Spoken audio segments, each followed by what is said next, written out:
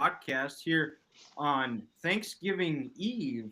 Here, wanted to do it yesterday, but it's been a bit of a hectic week, as it always is the Wednesday before Thanksgiving, and regular job. Got to work. Got to be back to work on Friday. I think Grant, you are in the same boat. In the same You're boat. in the same boat, but we still found a way to get an episode done. Ethan is we actually are forcing him to serve a one episode suspension because of we'll talk about it towards the end of the show. It ties into my curveball of the week question, but nonetheless, here we are back. We have reached rivalry week of college football. It's going to be a little bit of a different show today. We're going to react to the college football playoff rankings and talk about the possible scenarios of everything that could happen because there could be chaos. You never know. All right. In the Big Ten, Michigan pulls the upset against Ohio State. Penn State goes. Penn State loses. Indiana goes. If all three lose, I don't know at that point. I think they should just cancel the game and just give it to Oregon because if you lose to Purdue, you can. Yep. Who does Michigan State play or Penn State? Is it Michigan State or Rutgers? Why do I feel like Michigan State and Rutgers play each other? Is great podcasting is going right now. Let's take a look here. We have smartphones. The internet's free. They play Maryland. Maryland. So if they lose to Maryland, Yep. Done. dead. Ohio State loses to this Michigan team. Done. Dead. But which is also probably a controversial opinion by me, is they should just get rid of the conference championship games. It's not needed, especially if the playoff format expands, where at some point who knows, 10 years down the road, depending on the state of college football, it might be going down the road of they might have 24 teams in. We don't know.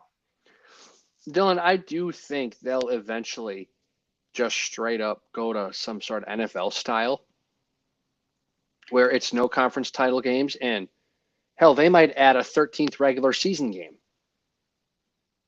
Call me crazy. I could see them adding a 13th regular season game and saying, all right, well, you know what? Boom. Conference standings at the end of the year. We have a tiebreaker like the NFL, and this is what we're doing. Done. And the other part, too, is I think at some point they need to get a governing body. Yes. And they need to set the standards, especially for these Power 4 conferences, because the SEC still only plays 8 games. There needs to be 9 games. Maybe you cut it down to 11, because if it is an expanded playoff, people talk about safety in college football. That's still a discussion. And a good way to do it is you kind of like the FCS. Yes, exactly. And you cut it down, expand that, get rid of conference championship games, and you play it out that way. Conference-wise, the Power 4, you get one cupcake. Each team gets one cupcake, and it's similar to NFL style where it rotates. So, like one year, the ACC plays the SEC in Big 12, and they tie in those type of conferences, and it's based off of how you finish in the conference.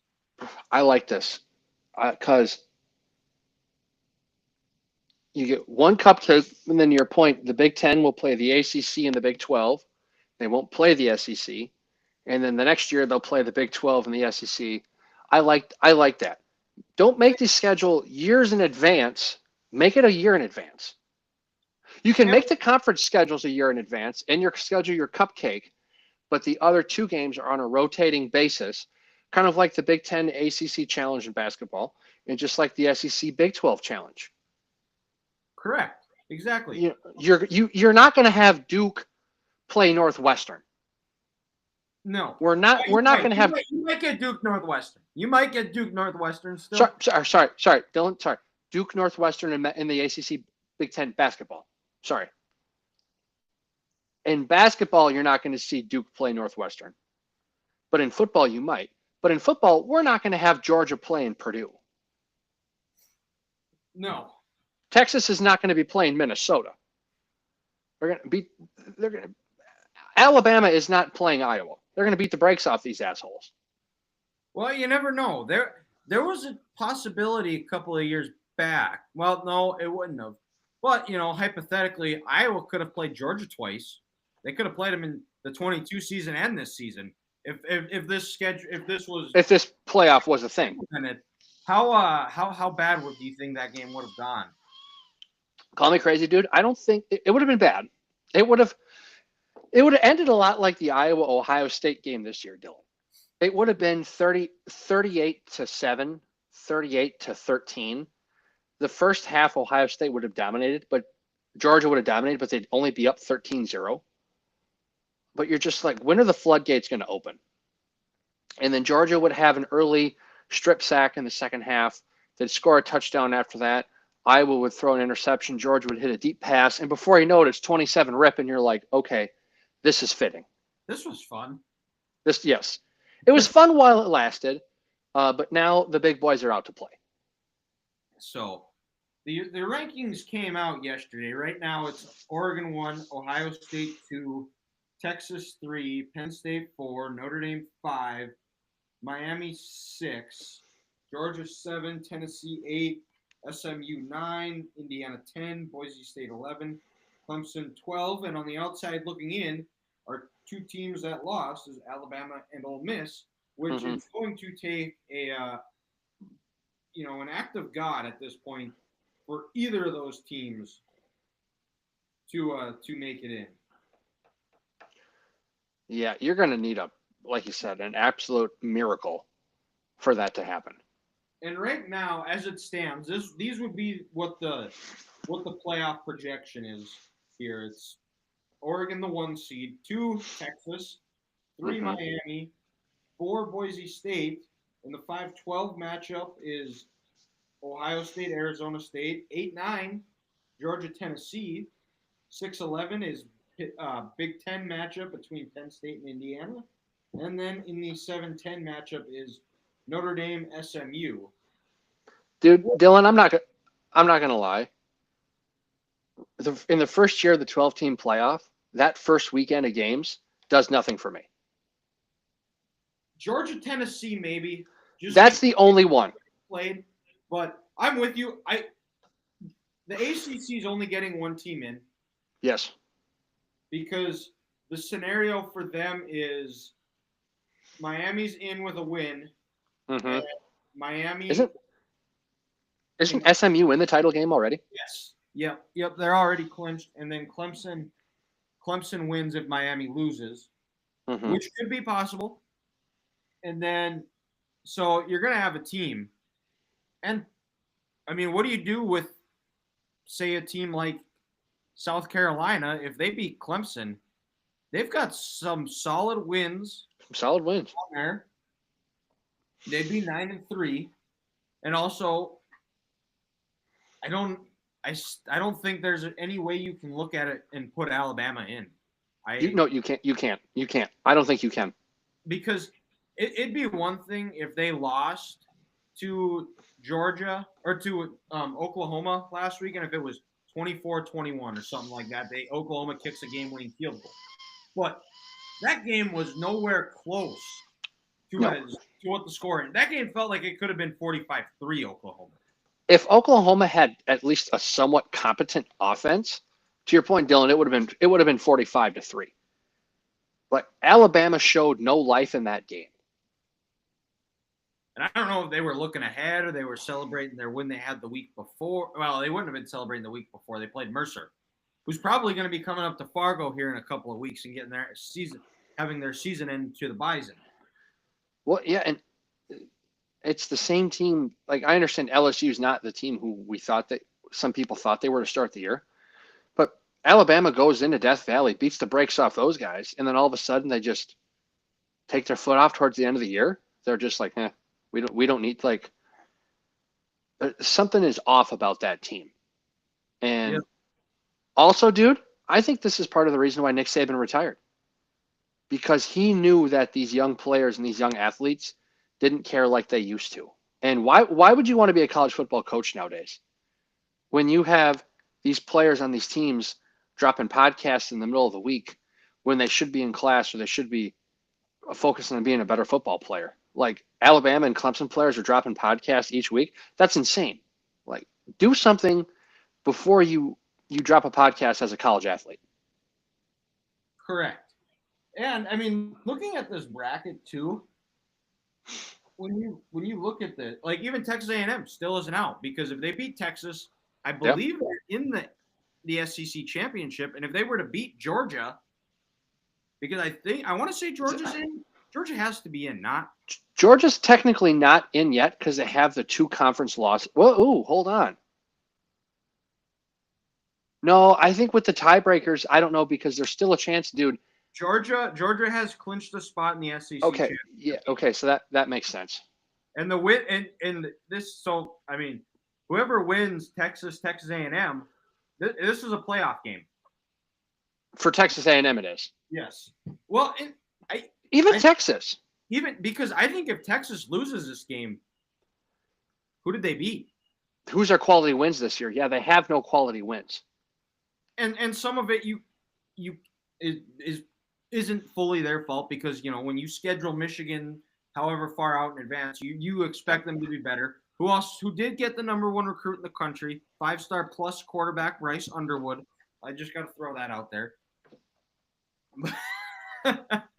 5-star plus. I hate the world we live in.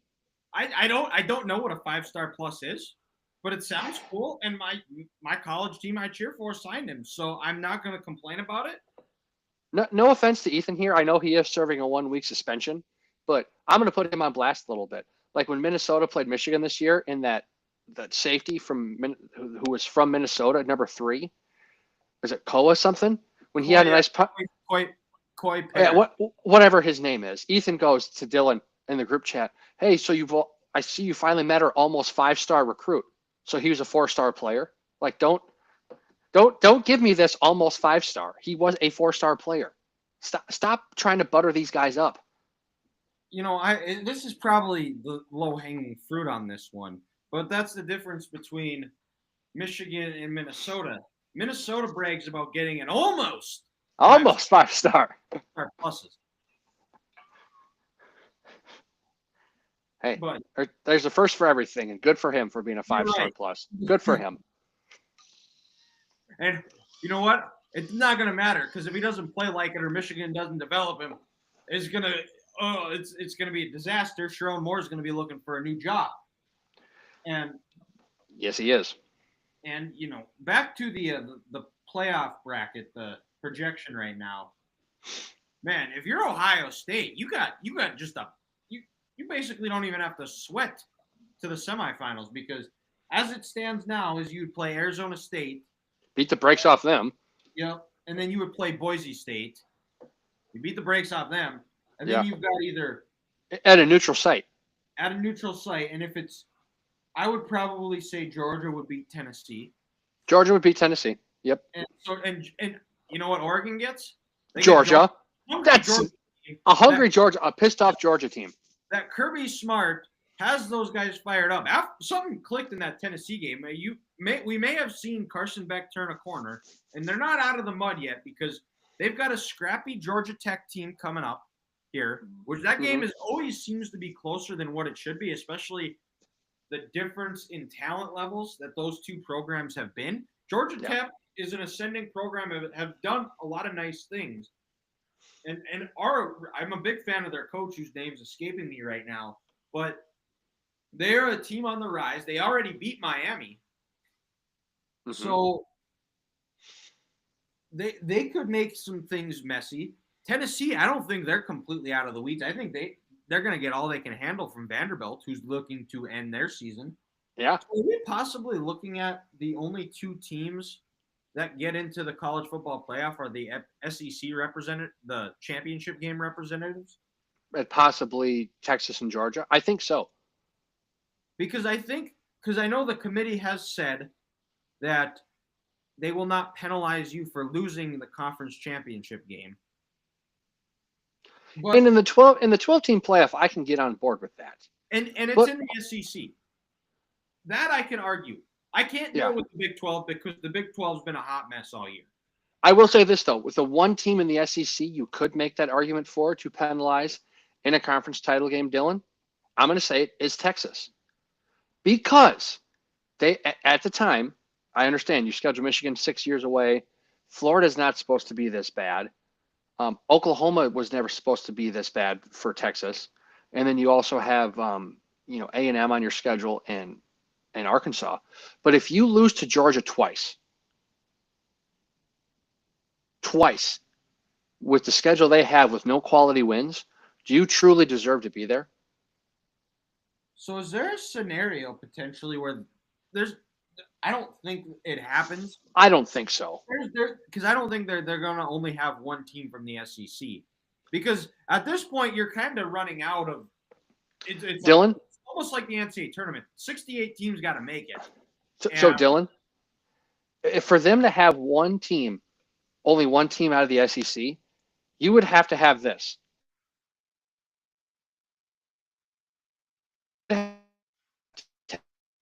It's only going to be able to be 9-3. Ole Miss, you'd have to have Texas lose this weekend.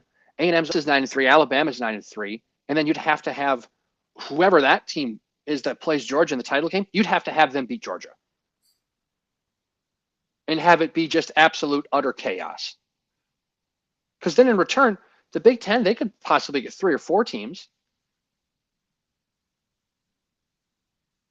Like if Indiana takes care of business, if Penn State takes care of business, if Ohio State beats Michigan this weekend, Oregon gets in the winner of the conference title game, before I know it, if Ohio State wins the conference, you have a 12-0 Oregon team, on 11 or 12-1 Oregon team, 11-1 Indiana, 11-1 Penn State.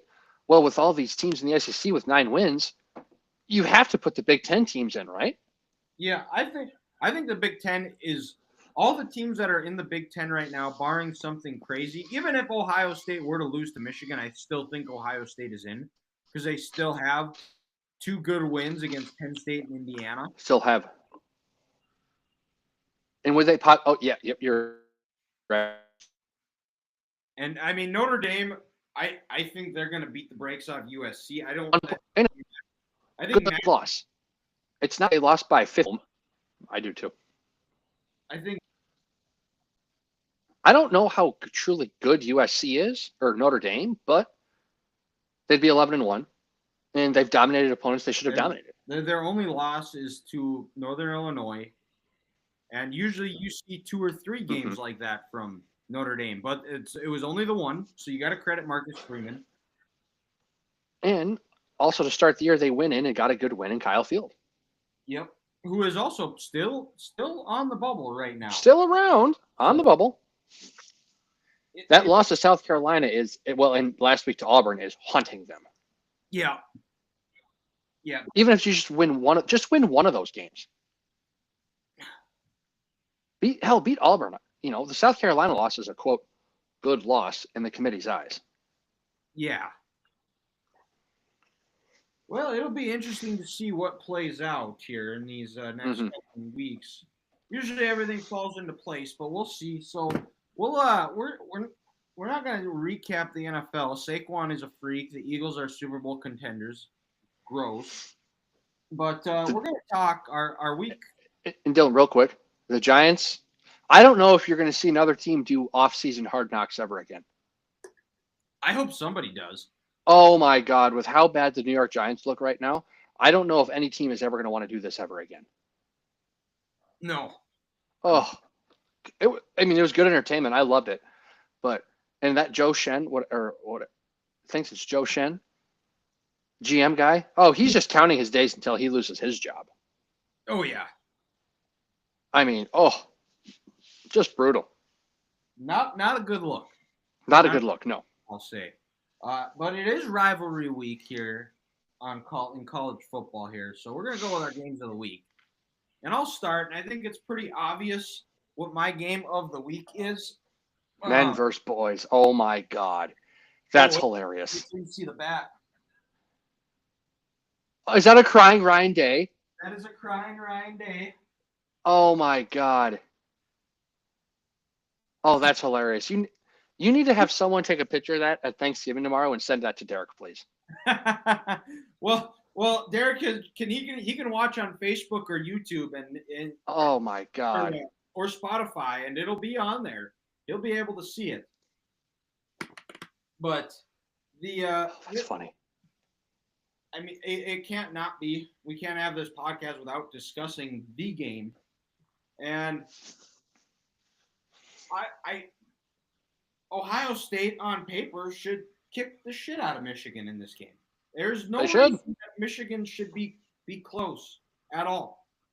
But I'm going to try and make the case as to how Michigan can pull the upset on Saturday. Is one, nobody on the Ohio State roster has ever beaten Michigan. Nobody. No player has. Michigan, the last few weeks, they have started to look, and last week against Northwestern was the best they've looked, albeit against Northwestern. The offense has seemed to have found a pulse. Kirk Campbell has seemed to have found his stride as a play caller.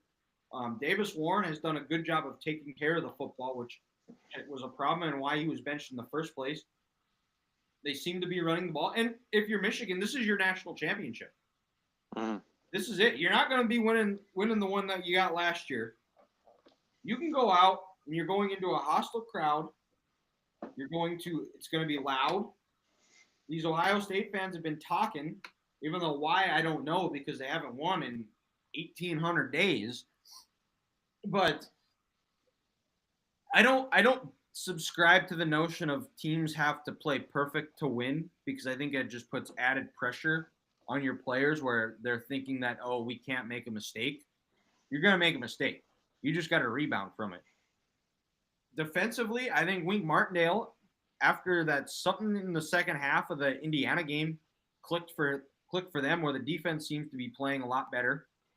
This team is built to beat the Ohio States, finding a way to keep them locked up in the red zone is going to be crucial. They have to find a way to hold them to field goals. It's the same story as last year. The reason why they were successful is they were able to hold Ohio State to field goal. And it's going to be even more important because the offense isn't as explosive as it was the last 3 years in their 3 victories. So they got to find a way to do that. They got to give them – the defense has to help them out. They got to get Will Howard to turn the ball over a couple of times, give him short field. And they can't do what they did in the Indiana game and settle for field goals. They got to find ways to get touchdowns in the red zone. They got to string together their best plays. This is a game where you give Khalil Mullings, you give your workhorses 20 to 25 carries. It's going to be a ball control game. If you take the air out of their ball, take the air out of that stadium, you might have a shot. It's an uphill shot. It's going to be tough. But there is a way Michigan can beat this team. The path is very narrow, and there's not much room for error. But when there's a will, there's a way. No, yeah, that's beautifully said, Dylan. I mean, I can't add much more to say why or how Michigan can pull off the win. Because like you said, on paper, this Ohio State defense, and especially that front seven, should have their way with Michigan. This isn't the same Michigan running attack that it was the last 3 years. But in return, does Ohio State have a little weird mental do they have a Michigan problem where they're going to overhype themselves this week and try to amp themselves up too much? And before you know it, they start making bad mistakes. Their run fits aren't the same. They're missing tackles. They're out of place. They're not communicating on defense. And before you know it, they make a couple lapses, and Michigan gets some confidence. Because the last thing you need in a rivalry game is to give a huge underdog confidence. Give them a reason to feel like you can win this game. Like that backyard brawl in, 2007? Yep. When Pitt beat West Virginia? That's because McAfee missed 2 kicks. Chip shots. In that game. Cheap shots. Chip shots. Kicker in college football those years. And that it's those small mistakes that Ohio State can't make. Because I'm gonna be honest here. Michigan is not straight up beating Ohio State if Ohio State plays its best. Ohio State in this game Saturday has to make 2 to 3 mistakes that keep Michigan in this game and give Michigan confidence to say, you know what? We can hang around with these assholes. And you know what? Ohio State truly does have a Michigan problem. And Michigan, in return, they're still going to have to make 3 to 4 plays themselves. Maybe they're going to have to connect on a long 70-yard touchdown pass. Or Donovan Edwards is going to have to go for 2 65-plus yard TDs like he did 2 years ago. 75, excuse me. They're going to have to make some of those plays, but in return, Ohio State's going to have to make some crucial mistakes too. But then Michigan has to capitalize off said mistakes. Yeah. Need a pick six. Need a scoop and score. A blocked punt. Something. Punt return for a touchdown. And I think the way Michigan receivers have been playing is they've been able to find ways to get some separation. They played well in the Oregon game. They've played well the last couple of weeks outside of Colston Loveland, which offense has been looking for. Ohio State's corners, that is a weaker part. Maybe they're able to burn them or get a 15-yard play on third down to extend a drive and use that kind of momentum and get rolling downhill. And see what Ohio State does when Michigan, I think the way Michigan can win this game is if they make it ugly, they play it, bring it out into the mud, they bring you out 500 feet in the ocean and make it a rock fight of make you tread water and drown you, and see how Ohio State responds, because that's been their knock too. Is when they get into fist fights, they kind of lay down. We're gonna see if Michigan's able to do that, and if they're able to rattle Will Howard, who hasn't made really the big mistake this year outside of the one in Oregon, just a slide off the clock. But who knows? What'll probably happen is that I will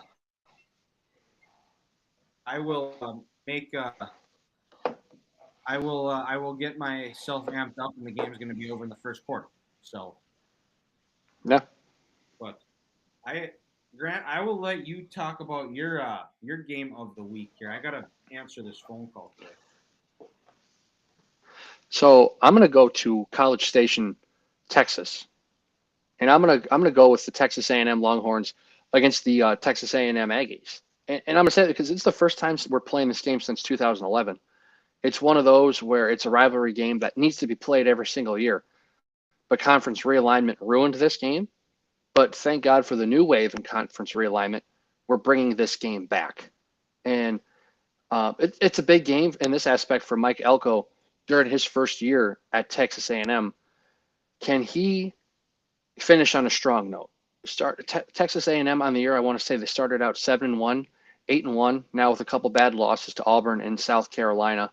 After losing week 1 to Notre Dame, can he rally the troops and build this culture and tell his team, you know what? Hey, no, we truly are building something special here. This isn't the old Texas A&M teams where we're going to finish 8-4 and we're going to beat all the teams we should beat, but the teams that we're supposed to compete against. And if we want to win, it'd truly be one of the best programs in America. This is a game we have to win. And for Steve Sarkisian, this is a big road test for his team in the Texas Longhorns this year. The first time they had a big road test, they went up to Texas week 2. And again, in return, Michigan wasn't that good, but they went and handled their business against the Wolverines and dominated. Well, can they go into a hostile environment, 110,000 people, against fans that truly hate you? Texas and Texas A&M, these fans do not like each other. Can Texas go in there and handle business? And then in return, can Texas's offensive line handle the big dominant D-line that Texas A&M has? Earlier this year against Georgia, Texas's offensive line got dominated and that the game was over. It wasn't because Texas's defense was bad and Georgia's offense was lighting them on fire. Texas's offense just made so many crucial mistakes and gave Georgia so many short fields, they couldn't overcome that. So how does the Texas O-line handle the good athletes up front that Texas A&M has? Another thing I'm curious with this to see is we haven't played this game in 13 years. Do the players feel this as a true rivalry? It should, because a lot of these kids are from the state of Texas and they've played each other their whole lives. But how do the coaches feel towards the opponent on the other sideline. Ryan Day and Michigan, they don't like each other. Sherrone Moore and this Michigan staff, they hate everything to do with Ohio State because they've been there. They've experienced this. None of these coaches or players have experienced Texas A&M. So is it truly going to be a rivalry game, or is it just going to be something for fans to talk shit about on social media, and for the players, this is another conference game? So I want to see how it'll be a rivalry. Correct, but how do the players and the coaches? That's what I want to see. Making sure you keep their emotions in check. And realize that there's been a lot of talk on social media, but at the end of the day, when both those teams run out of the tunnel, the game has to be played. And whatever coach, Elko or Sark, are able to get them settled in, get them not where they're too overly emotional in this game, I think getting off to a fast start, because this game is in Austin. College Station. I think it's in College Station. Is it? Ooh. I'm pretty sure. Because I'm pretty sure it played on Friday too, didn't it? It normally was always played on Friday, yes. Let's see here. Or no, Dylan, this was always played on either Friday or Thanksgiving night. Thanksgiving. Oh, and what do I know? I was looking in the Big 12 schedule here on ESPN. Oh, it is it is in College Station. Mm-hmm. And I think one thing too you got to look at is Sark in these bigger games, he has not been at his best. No, he has not. He likes to overthink it, I feel. He does. He was like what Sean McVay did in the Super Bowl when they lost to the Patriots. Overprepared, overthought. Overprepared. Where in these bigger games, you want simple game plans where guys don't have to do a lot of thinking. They can just go out there and play fast.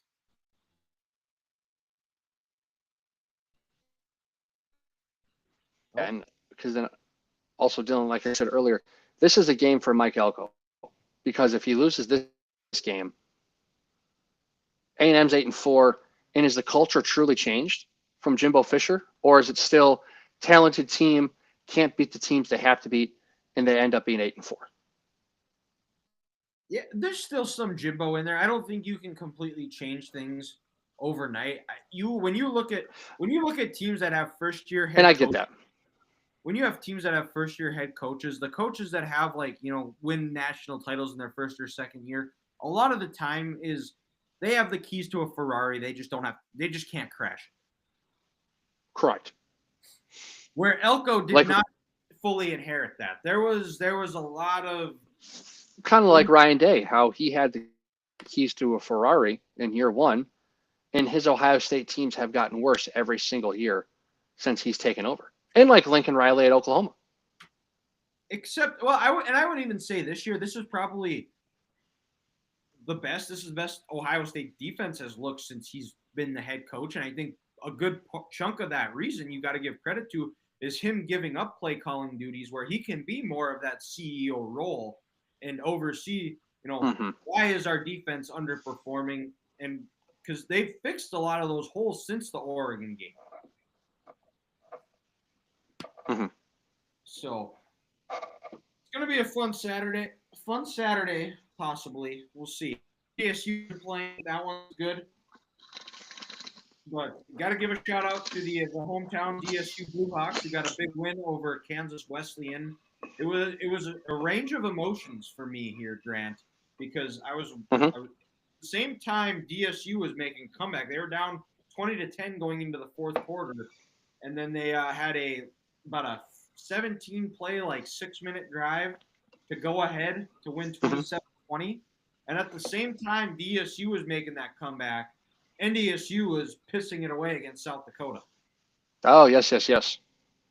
But got to give a shout-out to them. Just a roller coaster. They go to Montana Western and play in Dillon, Montana, to play, I believe they're called the Bulldogs, the number 4 team in the country. So team that they haven't beaten in quite a while. So hopefully able to pull out a win and extend their season for another week here. But Grant, we'll stay with you. What do you have for your NFL game of the week here in week 13? I'm not going to lie, kind of a weak schedule this week in the NFL.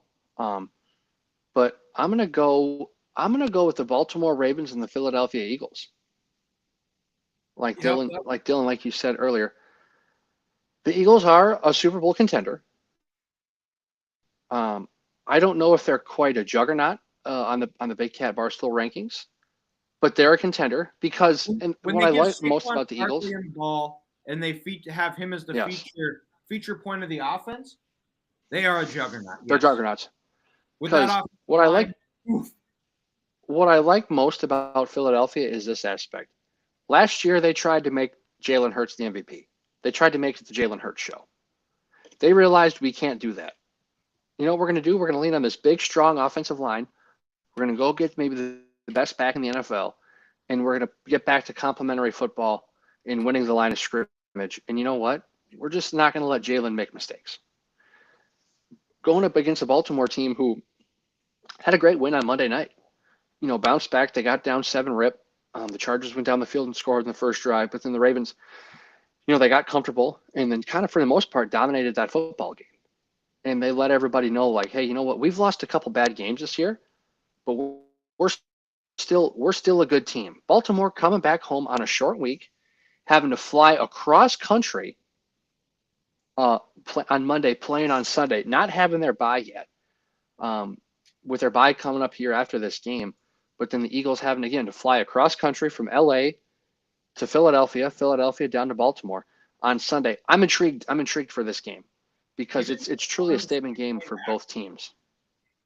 What's that? You think they flew on the same plane back? I don't think so. They played on the same field on Sunday and Monday. I just realized that. Uh-huh. Yeah. Yep. But I want to see how Baltimore reacts before coming to the bye because they can get a win and they can get to 9-4. They can sit back and it's like, hey, don't forget about us. Remember that team 3 weeks ago or 4 weeks ago who played Tampa Bay on Monday night and they weren't going to lose a game for the rest of the year? This is who we are. And then Philadelphia, they can really sit back and say, hey, Detroit, keep talking those guys up, but don't forget about us because we're coming. And what's better than a good Sunday 3:25 game on CBS than two smash mouth teams getting after it? And it's going to be some crazy stupid finish. It will be just because it's Saquon, it's the Eagles, and it's Lamar Jackson. Lamar Jackson never plays a normal football game in his life, and I expect this to be another non-normal football game on Sunday afternoon. Yeah, that's probably going to happen. My game of the week is going to be Vikings Cardinals. Now, Vikings just went out and got Daniel Jones, which I think is a great signing. It's not going to cost you anything. They need a quality quarterback because Darnold has shown that he's had to miss a couple of plays. You go back and look at last week, Nick Mullins extended a huge third down late in the game. And Nick Mullins is good. He's a good reliever, but he doesn't have that deep potential. What you see with Nick Mullins is what you get. You're going to get a couple of good games out of him a year, and then after that, teams figure him out. With Daniel Jones, he was taken in the first round for a reason. He also was drafted by the New York Giants, who, as we have talked about on in-season Hard Knocks, are not a good front office and probably has been failed. Kevin O'Connell, you can see, has gotten the most out of quarterbacks is what he can get. And who knows what, because Darnold's going to be a free agent. Daniel Jones, depending on, will also be a free agent. You don't know if J.J. McCarthy, where he's at, he just had to have a second knee surgery. So he might not be ready to go and might need another year of development. And Kevin O'Connell has proven to be a really good quarterback coach.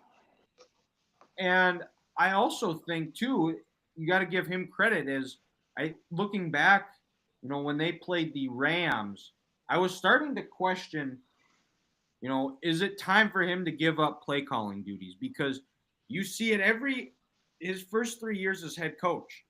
Those first 2 drives are immaculate. They go out, they get points on it, and then they just peter out. Where since this Rams game, Which tells me that if they're having good scripts and they're not doing anything after, is the defensive coaches are making better adjustments. I think and maybe this is him just gaining more experience as a play caller too, because he didn't call plays when he was offensive coordinator for the Rams, because McVay did. I think he's showing his ability to adjust off things and set plays up early on or later on in the game based off that script. So a great job by KOC. And the Cardinals right now coming off a bye, they did not look great against the Seahawks, but Kyler always, I think they're going to look to rebound. And, if you're the Vikings, you got to find a way to stop the run and make Kyler beat you from the pocket, because he, as good of an athlete he is, he's short. And if you keep him in the pocket, make it tough for him to see and not let him scramble and make it a fire drill play, you're going to be able to come away, give yourself a shot to win if you're the Vikings defense.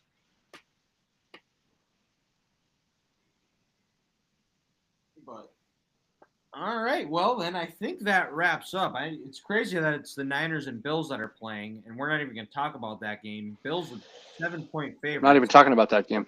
And going back to the Vikings signing Daniel Jones.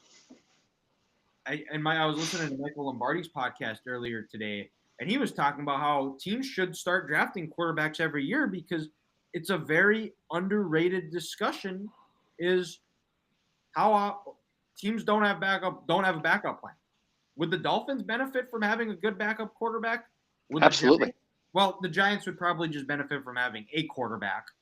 And you look at teams around the league that have consistently made it or gone deep in the playoffs. I mean, the Chiefs have a good quality backup who can win you some games. The Cowboys would love to have a quality backup, which Cooper Rush played great last week, but there's no zip on that ball, which also tells you, man, how bad does Trey Lance look in practice? Oh, no kidding. Which sucks, because he's an NDSU guy, and I wanted to see him succeed, but not looking that way so far. But the 49ers, another team, and they just look done. Like this, just it looks like their window is closed, and it looks like they know it's closed. Yep, and I don't know what you do with Brock Purdy. I don't know if you want to extend him or not, because they're already in a tough spot. I don't think you can extend him yet. I don't think you can. I think you have to wait until after this year. Yeah, you're probably right. I think you got to wait until after year 4. And probably what Dallas should have done is probably waited, because if you go deep with Dak Prescott, he's going to re-sign. And what's the market? I mean, who's going to pay him that top dollar? He'll sign on somewhere starter in the league, but he's not going to get the money that he just got paid. Correct. If you're Dallas, you start over. You find somebody that can get you at least through to next year, where there is a deeper quarterback class, because this year is not going to be a good quarterback class year, I don't think. But we'll see here, and we're going to go to curveball of the week here. And we teased earlier that Ethan's on a 1-game suspension because, well, this is a spoiler alert. We're going to be talking some Yellowstone here. So if you haven't seen last week's episode, shut it off and wait until after you watch it, because there were some fireworks at the end of the show. There was finally a good episode of this series this season, which after the first episode of season 4, I didn't think that I thought the show was kind of on a downward trajectory. There weren't a lot of great episodes, and it wasn't as good as what it was those first 3 seasons. But Jamie's girlfriend, market equities associate, Sarah, was killed here. Thank God. Thank God. And Ethan he's also on record of saying that he thinks Jamie was screwed over. I find it tough to say a guy was screwed over when you knowingly have your sister's uterus removed and don't tell her. That's just kind of a shitty brother move. But what do I know here? And Ethan said that he actually liked Sarah, which Doesn't make any sense. it does. It made there was nothing redeeming about her. Yeah, There's nothing. but she was a giant bitch. There's nothing to like about Sarah Atwood. Well. The ending to this episode it was. Yes, it was. Yeah, when her brains were all over the window, there was a good reason to like her. Yeah, but Grant, who do you think killed Sarah? Who do I think killed Sarah? I think honestly, dude, I think Beth reached out to someone who like Sarah reached out to take her out because she knows Jamie is a weak individual and relies on other people telling him how great he is to fulfill everything out in his life. And I think Beth knew if she got someone to kill Sarah, then she knew she could get to Jamie for essentially getting John to set up. I think Beth hired someone. I don't. Because Okay. if you look at the show's past of like when people have had to be taken to the train station on the Dutton's behalf, it was the Dutton crew that was taking care of it. So I don't think it was Beth. I don't. Because I think Beth, if she had the chance to kill her, she would have done it herself. Yes. I think she would have done it herself. I get that, but I think she's been waging war with Jamie since the beginning. I think she knows with how much of a weak man Jamie is and how he couldn't look in her eyes in episode 2, that she knew if someone took out Sarah,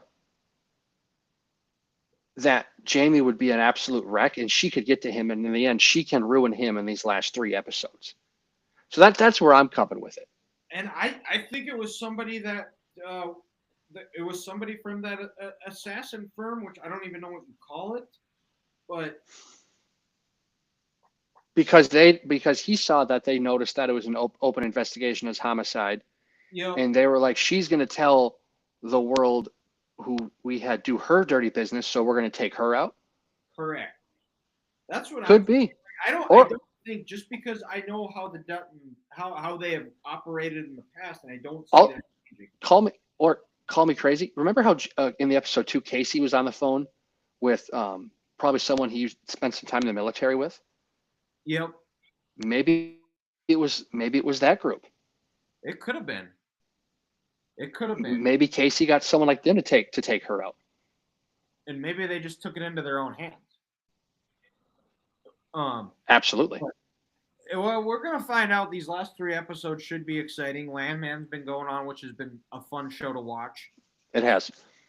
But that wraps up this week's episode. We hope everybody has a wonderful Thanksgiving here. Grant looks like he's in his childhood bedroom here, so looks like Daryl and Mary are cooking. Are you going to be making anything for your Thanksgiving day tomorrow?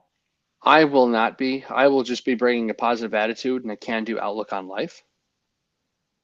And I will be staying. You got to change that. You can't just be a freeloader anymore, Grant. You're 30 years old. You got to bring something. I'm going to be a freeloader. Until they tell me to bring something, I ain't going to stop. Grant's going to bring be a freeloader. I'm going to bring some jalapeno cheesy corn I'm making tomorrow morning. Oh. So I might share the finished product on Facebook or on our socials or send it to you guys. But that wraps it up. Make sure you like, subscribe on all of our social medias, our YouTube channel. Make sure you hit the subscribe button. Hit the notification bell as well so you don't miss when an episode drops or when we go live. That wraps it up. We'll be back sometime next week to recap the weekend that was, preview conference championships, and preview the NFL. So Hope everybody has a great Thanksgiving. We'll talk to you next week.